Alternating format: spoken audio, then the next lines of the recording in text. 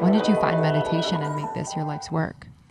So I found it 12 years ago, back when I was kicking a leg and putting on a fake lash, singing and dancing on Broadway. I could see it. People that come from Broadway are so amazing because you can tell in the way that they move in life. Like after someone says that, you're like, oh, this makes sense. Yeah. I was just thinking the other day that whenever I was in acting class, people would always be like, Emily, you're moving like a dancer. Like no matter what role I was playing, I couldn't not move like a dancer. And I think that's finally gone. And I got a little sad about it. It was like, all right, I sit quietly in a chair for a living now. Maybe I need to move my core a little bit more. But I was understudying 3 of the lead roles in a chorus line. I was literally like, have you done a chorus line? Yeah. So I understudied Judy and Cassie and Sheila. Wow. And no, that is a lie. I just lied. I understudied Judy and Sheila and Val. So Val's the tits and ass one, and the one who played that role, called out all the time. And so I was always thrown on at a moment's notice. And sometimes I would just be chilling in my dressing room. They'd be like, Emily, Fletcher, I need you on stage. And I would run down 7 flights of stairs. Someone would throw me in a leotard, and it wouldn't be till I was on stage so I knew which character I was playing. So constantly in this state of fight or flight, constantly in panic. And that led to insomnia, going gray in my 20s, getting sick, getting injured. And I was like, this is not my dream. Because I really thought once I got on Broadway, it was going to be martinis with Liza at Sardi's. And instead, it was girls complaining about their bunions, eating tuna fish out of a can, and me having panic attacks, listening to Eckhart Tolle in between shows under my dressing room table. Mm-hmm. And so, long story short, I found meditation and it changed my whole life. It cured my insomnia after 18 months of not sleeping through the night. I slept through the night. I have every night since. That was 12 years ago. I stopped going gray until very recently. So, going through a mega life change in a pandemic with a 2-year-old. I'm like, all right.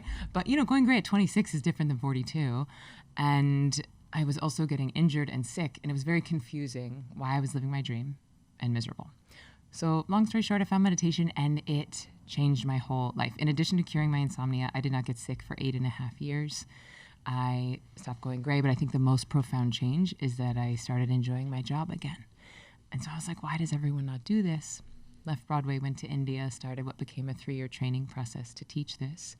And then since graduating, I've taught now 50,000 people to meditate, which I'm very proud of. And that doesn't mean like one guided session. Like I've taught 50,000 people how to do it on their own, how to wake up and meditate without me, without an app, without a dude playing drums on their chest. Like they can just close their eyes and go inside.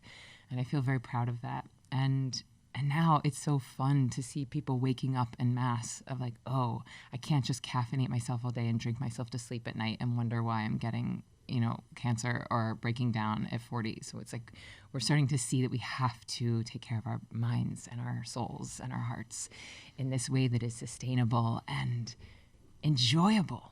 Right? Like it's so good. Like it feels good when you're doing it. It makes your whole life better. Mm-hmm. So I'm just like, I don't understand why everyone isn't doing this. Mm-hmm. Well, people, I was thinking about that before. Like people say that they can't and they say that it's hard.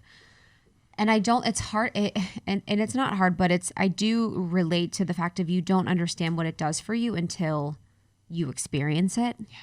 And so what do you say to those people that say they can't meditate or they find it to be challenging?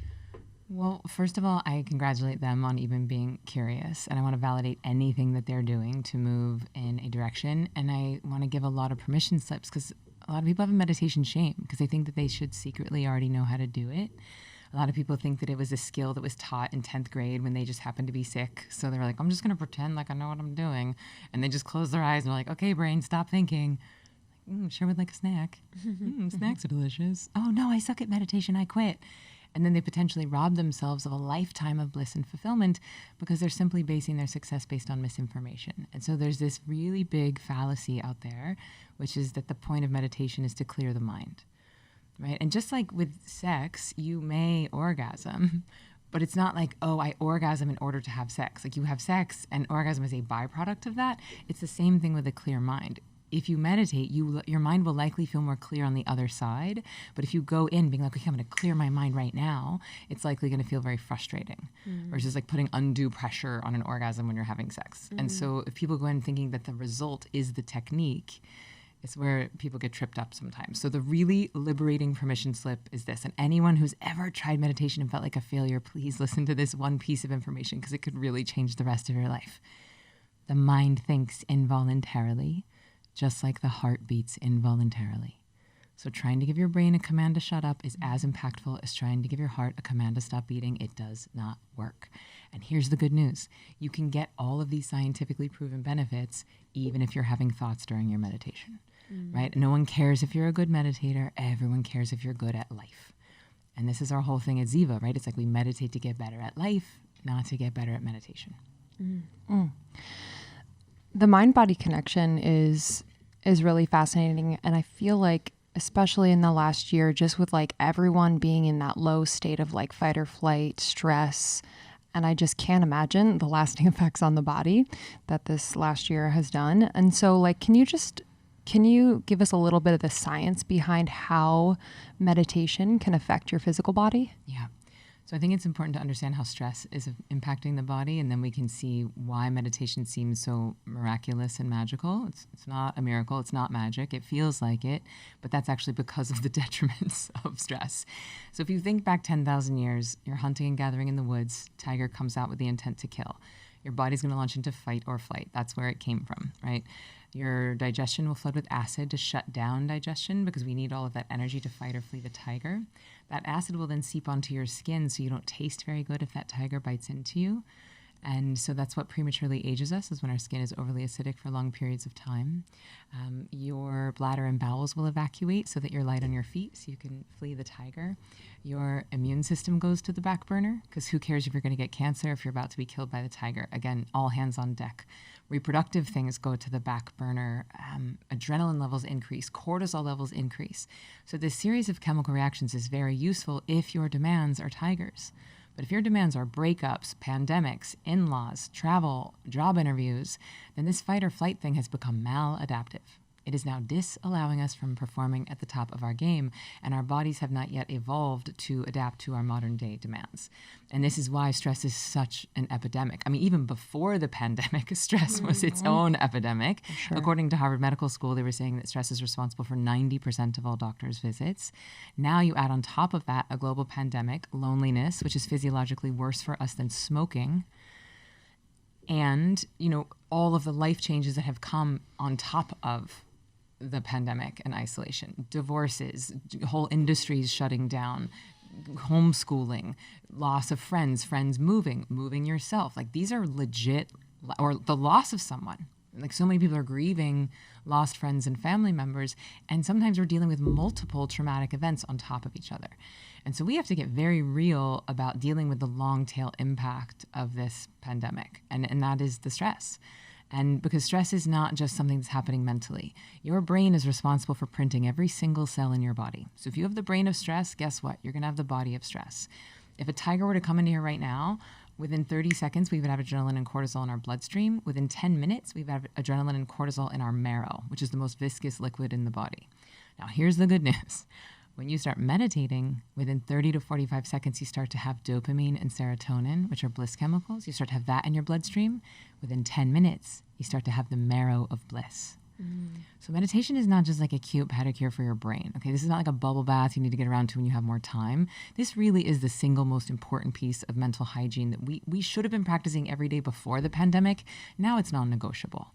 It's non-negotiable. And what's about to happen is that, things are going to start to open up. And we're going to have I don't know how to form complete sentences. Hello, my name is Emily. I am not a robot. You don't have to figure out how to be with humans again and possibly move, or industries will have changed. And all of that requires adaptation. And what I think is one of the most beautiful benefits of meditation is the filling up of your reservoirs of this thing called adaptation energy, which is really just your ability to adapt to a change of demand. And if you even take everything that's going on right now out of it, just the rate of change on the planet is getting faster and faster. And I really think that the single marker of human success moving forward is going to be your ability to adapt. And so when you're stressed, you just I can't, not right now. Don't look at me, not today, no. And you just delay the decision, you delay the stress, you delay the hard conversation. But if you can get yourself out of that state, remind yourself that you're God pretending to be human, remind yourself that you are the ocean pretending to be the wave, then all of the decisions, all of the demands don't seem so overwhelming. Yeah. Thank you so much for tuning in to Morning Microdose by Almost 30. We hope you enjoyed waking up. As always, we encourage you to take what resonates and leave the rest. If you enjoyed this trip, tune into the full episode on the Almost 30 podcast. All episode information can be found in the show notes. Make sure to subscribe, and if this becomes a part of your morning routine, be sure to share it with a friend. We have new inspiring doses Monday through Friday. Follow us on Instagram at Morning Microdose, and follow Almost 30 at Almost 30 Podcast. Thanks for listening. We'll see you in the vortex.